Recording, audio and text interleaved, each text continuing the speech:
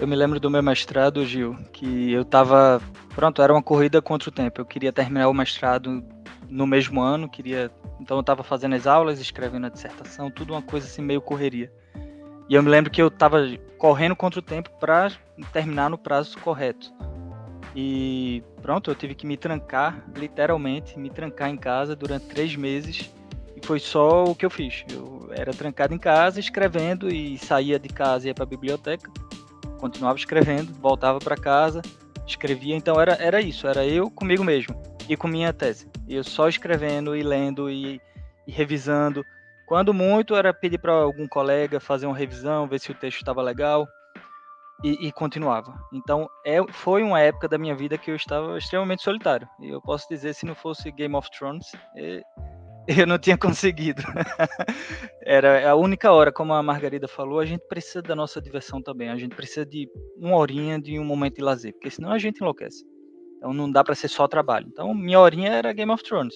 Eu estava na época ali na quinta temporada, sexta temporada, então eu pegava um episódio, assistia todo, depois assistia outro e ia continuar com a minha tese. E agora no doutoramento, mesma coisa. Apesar de que eu estou trabalhando agora, mas o primeiro ano, os primeiros 2 anos de doutoramento foram bem solitários também.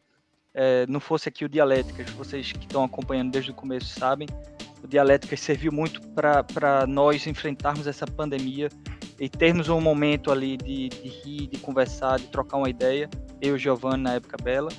E agora, cada vez mais a gente vê que outras pessoas também passam por isso, a gente sabe que o problema mental é um problema na academia e é um problema específico do doutoramento. Então a gente tem que ter atenção a isso, a gente não pode se deixar levar. É uma carreira extremamente solitária, você e sua tese. E uma vez por mês, se calhar, você conversa com o seu orientador. Mas é você e sua tese, então é você e você mesmo. E você sempre ali lendo seu texto, conversando consigo próprio, conversando na sua cabeça com os teóricos.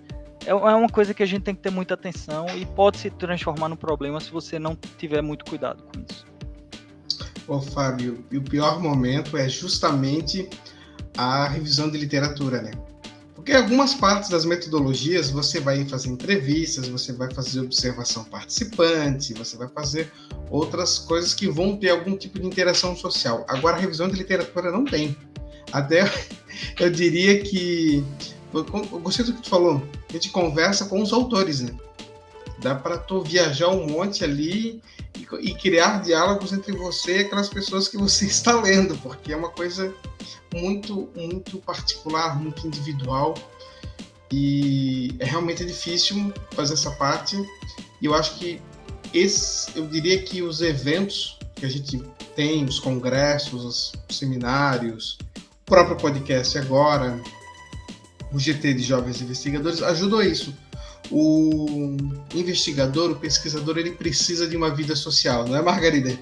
Eu ia dizer, é que às vezes somos atraiçoados por um sentimento de culpa, não é? Se calhar eu devia estar a escrever, se calhar eu devia estar a ler mais aquele autor, se calhar eu devia ler mais 3 artigos.